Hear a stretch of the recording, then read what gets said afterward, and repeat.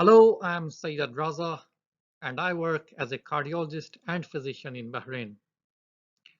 And I'm going to discuss one of the fairly new molecules in the management of type 2 diabetes mellitus called SGLT2 inhibitors. And I've chosen to speak on one of the SGLT2 inhibitors called dapagliflozin. My talk will be mainly focused on the prevention of cardiac and renal complications using this molecule. So I thought there is no better way to warm up the session than to put before you this question as to what is the most important goal of diabetes management. Now, mind you that this question will be important for the rest of my talk as well. So in the next 30 minutes or so, I'm going to give you an overview of the unique properties of SGLT2 inhibitors. I'm going to discuss the prevention of cardiac complications using SGLT2 inhibitors and mainly dapagliflozin. And then I'm going to also shed some light on the renal outcome benefits of SGLT2 inhibitors. We all know that diabetes is a growing problem worldwide. We know that it does have a high global prevalence, and we also know that it carries with it high morbidity and high mortality. Diabetes mellitus does lead to macrovascular complications as well as microvascular complications. The microvascular complications are retinopathy, nephropathy, and neuropathy, while the macrovascular complications are cerebrovascular disease that includes stroke and TIAs. Cardiovascular complications include angina, myocardial infarction, heart failure, and so on, and peripheral vascular disease. And we will also discuss as to how SGLT2 inhibitor reduces the cardiac as well as the renal complications. Now, so what is the impact of diabetes on heart and kidneys? And if I can draw your attention on the left-hand panel, so this shows multiple risk factor intervention trial data. And if the patients who have got diabetes compared to those who do not have diabetes, they do have higher cardiovascular mortality. And on the right-hand panel, you can see that the patients who have diabetes, and in particular, if they have diabetes for a longer period of time, so these are the patients who are at risk of developing renal complications like nephropathy and also end-stage renal disease. Now, diabetes is one of the subspecialties in medicine where tremendous research and innovations have taken place, and in particular in the development of medications of various types. Now, this is what it shows here, that there are different medications that work and they have got different roles to play as to how they can reduce hyperglycemia. Unfortunately, each of them, they do have some limitations when they are made to use. Now, this slide shows a comparative list of the common anti-diabetic medications that are in current use, and it is particularly to show as to what the benefit of each one is on the body weight, the reduction of blood pressure, improvement in lipid profile, and what is the risk of causing hypoglycemia. Now, as you can see here, there are two antidiabetics that stand out prominent. One is the GLP-1 agonist, and the second is the SGLT2 inhibitor. So they lead to improvement on all of the factors I've discussed above. Now, I never thought that after finishing medical school for so many years, I'll need to go back and read the physiology and anatomy of renal tubules. And what you can see here on the slide is a glomerulus. There's afferent and efferent arteriole. And this glomerulus is sitting in the Bowman's capsule that continues as the proximal renal tubule. Now, the green particles that you see are the glucose molecules, and they are being filtered through the glomerulus into the renal tubule, which is the proximal renal tubule. And if I can show you the blue thing here, this is the SGLT2 protein, and this is called the sugar glucose transport protein. So essentially what this protein does, it leads to reabsorption of the glucose, and 90% of the glucose is actually reabsorbed from the proximal renal tubule into the systemic circulation. So the net result is that what goes out in the urine is very little glucose or hardly any. But when we use this new molecule called SGLT2 inhibitor, the function is that it blocks the function of the SGLT2 protein here, and therefore it leads to prevention of reabsorption of all the glucose from the proximal renal tubule, and it results in excretion of a large amount of glucose in the urine. And on an average, 70 to 100 grams of glucose, yes, 70 to 100 grams of glucose is excreted in the urine. Now let me tell you that excretion of 50 grams of glucose will lead to loss of 200 calories. Yes, it will lead to loss of 200 calories. And if you lose 100 grams of glucose per day in the urine, you're going to lose a whopping 400 calories. So that much amount of calories you're going to lose. So obviously it has an implication of calorie loss. It has an implication in weight loss. But mind you, FDA has not approved this molecule for weight loss. So do not prescribe this medication just entirely for weight loss benefit. But weight loss is an added advantage of this molecule. So SGLT2 inhibitor is used primarily for diabetes control, type 2 diabetes mellitus. Now this slide shows that SGLT2 inhibition would lower the risk not only in diabetic patients who have got established cardiovascular disease, like they already had suffered heart attack or MI or angina, but those patients who have these factors and they never have a cardiac event. Now, cardiovascular outcome trials, these are the three trials that you see on this slide. The DECLARE trial was done using dapagliflozin, which is the most recent, which I'll discuss in a little bit more detail.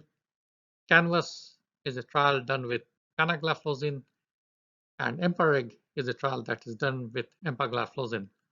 Now, this is the trial design. As you can see, the primary endpoint for all three trials is the 3-point MACE, which includes cardiovascular death, non-fatal myocardial infarction, and non-fatal stroke. In addition, as a co-primary endpoint, heart failure was also included for DECLARE TIMI 58. As far as the secondary endpoints are concerned, they were mainly looking at the renal outcome. So DECLARE TIMI 58. So this was a trial, as I said, was done using dapagliflozin, and the results were announced in November 2018 during the American Heart Association conference in Chicago in USA. Now this was fairly a large trial that used more than 17,000 patients who were type 2 diabetics and who were above the age of 40. And as you can see here on the slide that 60% of these patients had cardiovascular risk factors, meaning they did not have established cardiovascular disease, they did not suffer from prior myocardial infarction or angina, whereas the 40% of them in fact had established cardiovascular disease. So that means that they had previous myocardial infarction or angina. Now these patients were randomized 1:1. This is a double-blind study, and half of the patients received dapagliflozin in the dose of 10 milligrams daily, while the other half received placebo. These patients were followed up for 4.2 years, and the primary endpoint, as you can see on the slide, were MACE, cardiovascular death, myocardial infarction, and ischemic stroke. So coming straight to the results, so what were the primary endpoints and what were the results of the primary endpoints? Cardiovascular death and heart failure. Now this was seen in favor of dapagliflozin, as you can see here, and the p-value is statistically significant. So dapagliflozin did show a superiority over the placebo. As far as the MACE is concerned, the p-value is again statistically significant for non-inferiority, but for superiority, this is non-significant. So in other terms, that as far as the MACE is concerned, dapagliflozin did not show any benefit over placebo. How about the secondary endpoints? So the first secondary endpoint is the renal composite that included decrease in eGFR by 40%, end-stage renal disease, and renal or cardiovascular death. Now, once again, this was shown to favor dapagliflozin over placebo, and the p-value is once again statistically significant. But when it comes to all-cause mortality, dapagliflozin did not show a superiority over placebo, and the p-value once again is not statistically significant. Now, this slide shows essentially the primary efficacy endpoints by presence of either these patients who had established cardiovascular disease or those patients who just had multiple risk factors but did not have established cardiovascular disease. Now, this is a meta-analysis, and if I can draw your attention to the vertical line here, anything that you see on the left favors dapagliflozin and anything on the right favors placebo. And dapagliflozin had a superiority over placebo for all the factors like cardiovascular death, both in established cardiovascular disease patients and multiple risk factors. But when it comes to MACE, major adverse cardiac event, so the benefit was shown only in patients who had established cardiovascular disease, and no benefit was shown in patients who just had multiple risk factors. Now, heart failure, as you can see from this slide, is the earliest complication or one of the earliest complications that develops in type 2 diabetes mellitus. And this complication has been shown to develop even before myocardial infarction or stroke sets in. So heart failure does not only develop early, but it also follows 3Fs. And so what are these 3Fs? Heart failure is frequent, it is fatal, and also we have forgotten heart failure in type 2 diabetes mellitus. 2 out of 3 type 2 diabetes mellitus patients will develop heart failure within 5 years of diagnosis of type 2 diabetes mellitus. And once they develop heart failure, only 1 in 8 of these heart failure patients will survive beyond 5 years of time. And we must not forget that at least 45% of the diabetic patients will have, there is 45% chance of the diabetic patients to be hospitalized for heart failure. Now, when we speak about the older patients who are above the age of 65, and if they are diabetic and they have type 2 diabetes mellitus, now if they do not have heart failure, then their chances of survival beyond 5 years is almost 80%. And now look here on the slide, and if I can show you with the arrow, and this survival falls dramatically and significantly to only about 12% if these patients develop heart failure. So that indeed sends a message, an important message, that if the patients develop heart failure, if the older patients who have diabetes develop heart failure, then their chances of survival decreases significantly, falls from 80% to 12%. So what is the benefit of SGLT2 inhibitor over other glucose lowering agents as it comes to heart failure, hospitalization, and all-cause mortality? Again, you can see there are the blue bars and the red bars. The blue bars represent SGLT2 inhibitors, and the red bars represent patients on other glucose lowering agents. Again, it is very clear from this slide that heart failure hospitalization does favor dapagliflozin use or SGLT2 inhibitor use, both in patients who have got heart failure with left ventricular reduced ejection fraction, or heart failure with preserved ejection fraction. Likewise, all-cause mortality again favors SGLT2 inhibitors, both for heart failure with preserved ejection fraction and heart failure with reduced ejection fraction. Now, this is an important and most recent trial that has been done using dapagliflozin in heart failure, and the results were announced very recently in on the 1st of September, in fact, in the European Society of Cardiology meeting in 2019, just last year. Now, essentially what it was looking at how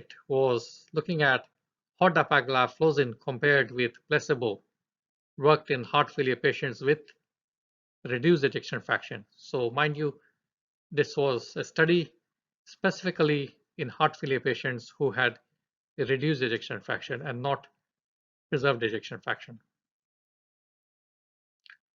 So trial design was quite simple. So they chose symptomatic heart failure patients, and these were the patients who were in NYHA class 2, 3, and 4. These patients, as I said earlier, had heart failure with reduced ejection fraction. Therefore, these patients had left ventricular ejection fraction of less than 40%.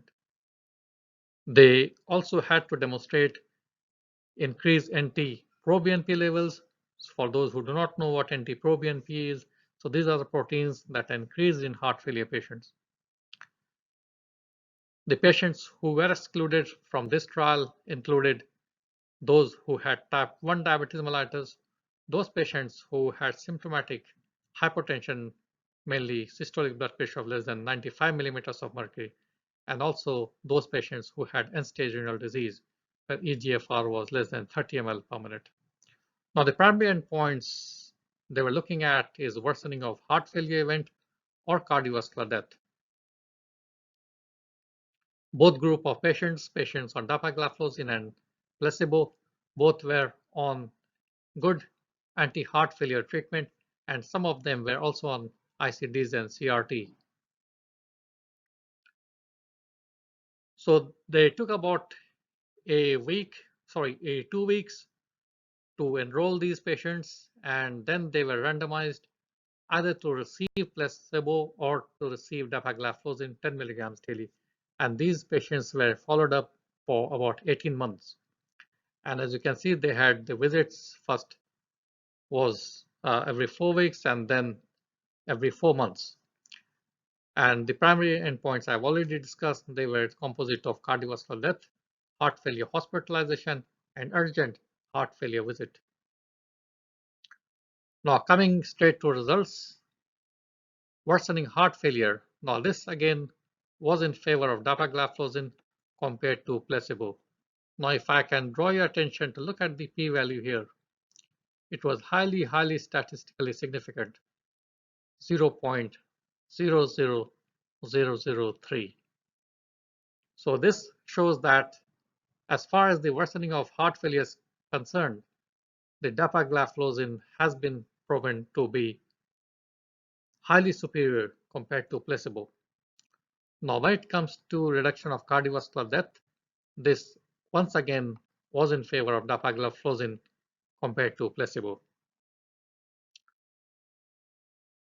Now, in DAPA heart failure trial, 45% of the patients had diabetes mellitus, but the rest of the 55% of the patients, they did not have diabetes mellitus. And this slide shows that the benefit was seen not only in patients who had diabetes mellitus, but the benefit was also seen in patients who did not have diabetes mellitus. This again shows that there is a role of using dapagliflozin in heart failure with reduced ejection fraction who do not have diabetes mellitus. Now, this is an exciting news for the heart failure physicians in the heart failure community, and the future is quite bright for dapagliflozin or other SGLT2 inhibitors that are being studied in heart failure, that this may become one of the important treatment for heart failure patients, and SGLT2 inhibitors may be on the guidelines for heart failure. So the conclusion drawn from DAPA heart failure trial clearly shows the benefit of using dapagliflozin in heart failure patients with reduced ejection fraction as compared to placebo. Okay, now let's shift gear and let's talk about the chronic kidney disease in type 2 diabetes mellitus and how SGLT2 inhibitor can be beneficial in these patients and how SGLT2 inhibitors can protect the kidneys. So 2 out of 5 type 2 diabetes mellitus will develop chronic kidney disease. And once these patients develop chronic kidney disease, they have got they are 6 times more likely to die of heart disease than they would die with end-stage renal disease. So that's again an important message here that once these patients of type 2 diabetes mellitus develop chronic kidney disease, they have got much higher mortality. And this mortality is primarily from the cardiovascular disease. So how does SGLT2 inhibitors provide renal protection? So we all know that SGLT2 inhibitors, they are primarily glucose lowering drugs, so they obviously improve your glycemic control. In doing so, less glucose is filtered through the kidneys, and as you all know that glucose in fact is toxic to the renal tubules. So once you lower the glucose that is being filtered through these renal tubules, obviously they will cause less damage to the renal tubules. SGLT2 inhibitors, they have been shown to reduce blood pressure, yes, systemic blood pressure. It is not a significant amount of blood pressure lowering, but on an average, it reduces 4 to 6 millimeters of systolic blood pressure and to 2 to 3 millimeters of diastolic blood pressure. But in addition, it also leads to reduction in the intraglomerular pressure. And the advantage of reducing the intraglomerular pressure is that it reduces proteinuria or microalbuminuria. SGLT2 inhibitor has been found to increase erythropoietin level, and what erythropoietin level does, it reduces the tubulointerstitial hypoxia. It has also been shown in animal CKD models that SGLT2 inhibitors reduce oxidative stress. It reduces inflammation and fibrosis in the kidneys, and therefore it also reduces the damage to the glomerulus and the tubules. Now this diagram shows that SGLT2 inhibitors, they lead to vasoconstriction of the afferent arteriole in the glomerulus. RAS blockade, on the other hand, leads to vasodilatation of the efferent arterioles. And the net effect is that they both lead to reduction in the intraglomerular pressure. Now, once they are added together, so that leads to a significant or added benefit of reducing the intraglomerular pressure that leads to reduction in the microalbuminuria further. So what is the role of dapagliflozin or SGLT2 inhibitors in general? They help in reduction of microalbuminuria. So they reduce the new onset of macroalbuminuria. They also reduce the progression of microalbuminuria to macroalbuminuria. And once macroalbuminuria develops, then it also regresses that process to micro or to normal albuminuria. So therefore, in doing this, it reduces the progression of nephropathy to end-stage renal disease, and therefore it also reduces renal and cardiovascular death. This slide shows a renal outcome benefit using SGLT2 inhibitors, and as you can see here, these are the 4 different trials that have been done with different SGLT2 inhibitors. Canvas program using canagliflozin, Declare TB58 using dapagliflozin, EMPA-REG outcome trial using empagliflozin, and Credence again using canagliflozin. The primary endpoint is again 3-point MACE for Canvas, Declare TB58, and EMPA-REG. But Credence was the only trial that included renal outcome as a primary endpoint as well as secondary endpoint. Rest of the other 3 trials, Canvas, Declare, and EMPA-REG, use renal outcome as their secondary endpoint. Now, Credence was a trial that showed a significant benefit using canagliflozin in prevention of renal events, and this trial was in fact stopped prematurely because of its significant benefit compared to placebo as far as the renal outcome is concerned. Now, as you can see here on the bar diagram on the left, all the trials did show a positive outcome as far as the renal events are concerned and that favored SGLT2 inhibitors over placebo, and they all led to significant relative risk reduction of renal events. So some of the renal considerations that we must keep in mind when we are using SGLT2 inhibitors, and here you can see dapagliflozin, it should not be initiated in patients who have eGFR or estimated glomerular filtration rate of less than 60 ml per minute. And definitely it should be stopped if the eGFR is persistently below 45 ml per minute. Dapagliflozin has not been studied in severe renal impairment, and in particular, if the eGFR is less than 30 ml per minute or the patients have got end-stage renal disease. These patients, they have got to be monitored for their renal function.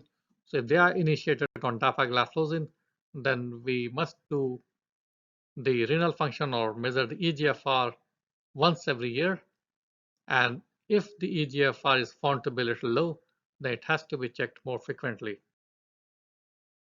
So what is the role of dapagliflozin in reduction of HbA1c and weight reduction? Now these diagrams show that if dapagliflozin or SGLT2 inhibitor is added on top of metformin and DPP4 inhibitor, then the HbA1c reduction is much more significant. Likewise, when it comes to weight reduction, the average weight reduction using SGLT2 inhibitors is about 2 kilograms over 6 months of time. And in my personal experience, I've seen more significant weight reduction in few patients to an extent that they start to get worried as to why the weight is reducing so fast. Now with this, let's meet our patient Maria. Now Maria is a middle-aged lady and she suffers from type 2 diabetes mellitus, and in addition she also suffers from hypertension and dyslipidemia.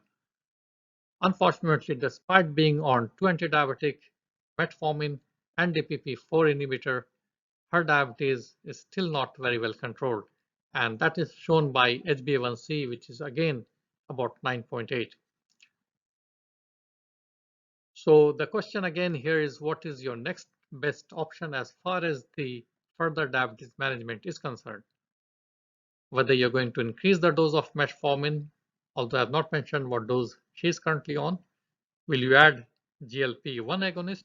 Whether you're going to add or basal or bolus insulin, or you're going to add SGLT2 inhibitor, which we have discussed so far, or you're going to do nothing or just wait and watch.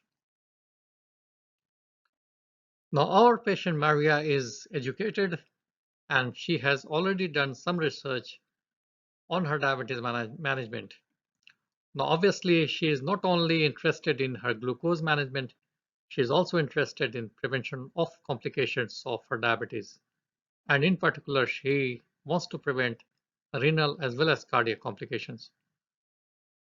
So yes, she would be interested to have a better glucose control, a significant lowering of HbA1c, but she would also like that she does not develop any cardiac or renal complications like heart failure, cardiovascular death, or renal events like end-stage renal disease and so on. So we have ample evidence from the DECLARE TIMI 58 in favor of dapagliflozin when it comes to when we compare it with placebo. So there is 17% relative risk reduction in cardiovascular death and heart failure composite. There is a good 27% relative risk reduction as far as the hospitalization due to heart failure is concerned, and whopping 47% relative risk reduction as far as the progression to nephropathy is concerned. So here is a list of benefits of using SGLT2 inhibitors.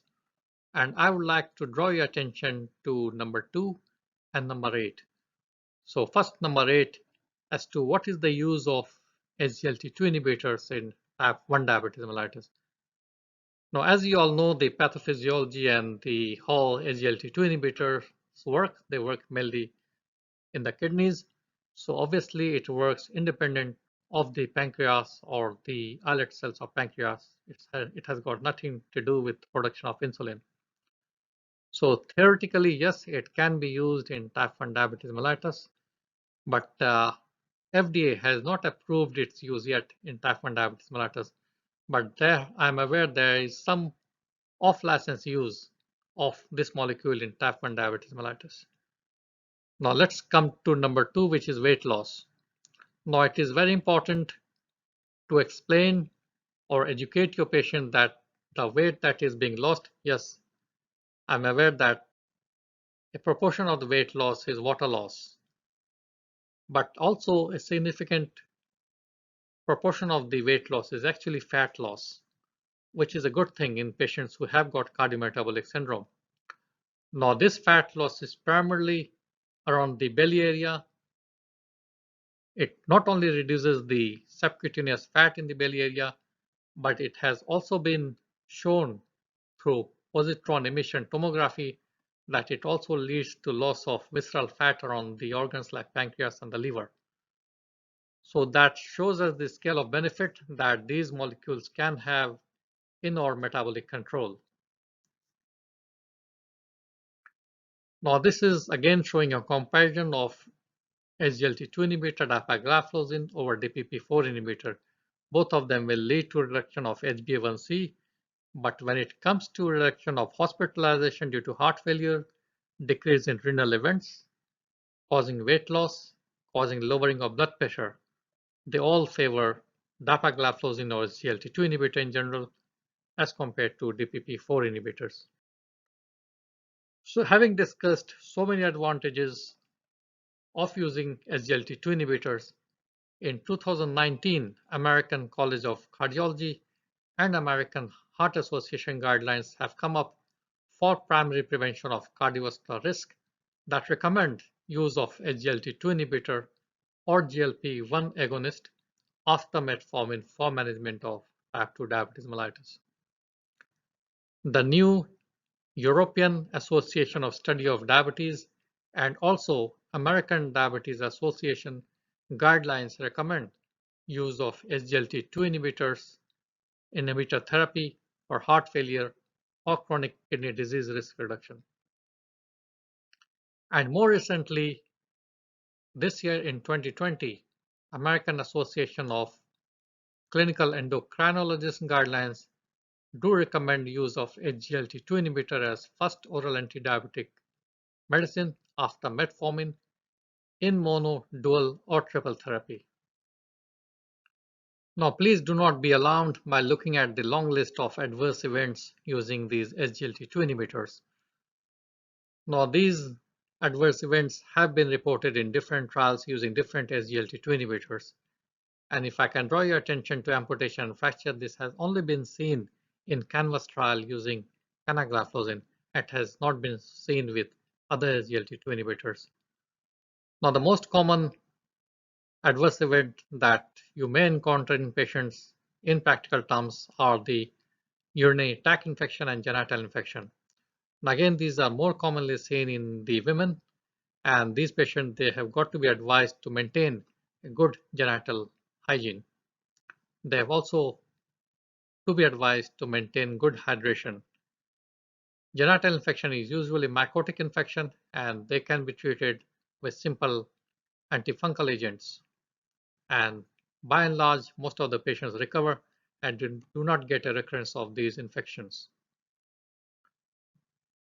Now, there are a few precautions that I would like to mention. That one, when you are choosing this drug in the elderly patients, you must ensure that these patients are hydrating themselves well, because dehydration is one of the common problems that these patients may encounter, and in particular if these patients are on antihypertensive agents, and in particular if these patients are on diuretic therapy, then they can be in problem. So we all know that the SGLT2 inhibitors, they lead to loss of water and salt, so they can lead to significant dehydration. So you must advise your patients to drink at least 2 to 3 liters of water per day and adequately hydrate themselves, particularly if they live in the parts of the world where it is very humid or hot and they are more likely to lose water. Now, there are patients who fast during the Ramadan month, so they need to be careful.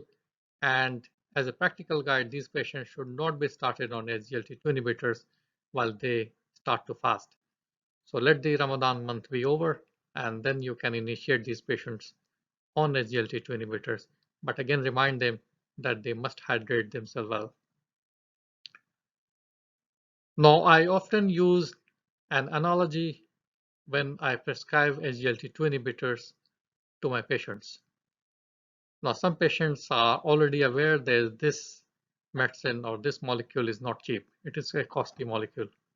We all admit that. Now, I tell my patient that if you are going to buy a car, obviously you're going to look at as to how fast it drives and how efficient the engine runs. And most importantly, you're also going to look at the safety features, the seat belts, and so on. And likewise, if you're looking at the anti-diabetic molecule or anti-diabetic agent, obviously you're going to look at as to what gives you the most benefits, and that's already we have discussed, but also we look at the safety aspects. Now, if you get a car with all the features, there are good safety features, and then you realize that this car is little costlier than the others. Now, if you get these in a package, and I'm sure you would choose the car with good features, good safety aspects, despite it is a little costly. Likewise, the SGLT2 inhibitors, they're a little costly, but they have got significant benefit over the other anti-diabetic agents, and it is also has got a good safety profile. So I would finish with some key learning points here that SGLT2 inhibitors have unique properties. They have got a unique way of reducing blood sugar, as I mentioned, using the renal tubules and preventing the reabsorption of about 90% of the glucose molecules into systemic circulation. SGLT2 inhibitor is indeed a game changer in diabetes cardiac renal management strategy. And this again I have demonstrated through few trials. Dapagliflozin has shown to have promising outcome in heart failure, and this has been shown by DAPA heart failure trial, but there are several other trials that are on the way, both for heart failure patients with reduced ejection fraction and heart failure patients with preserved ejection fraction. And lastly, SGLT2 inhibitors provide remarkable renal protection in type 2 diabetes mellitus patients. So with this, I thank you very much for your patient listening, and I hope this has been useful for you. Thank you.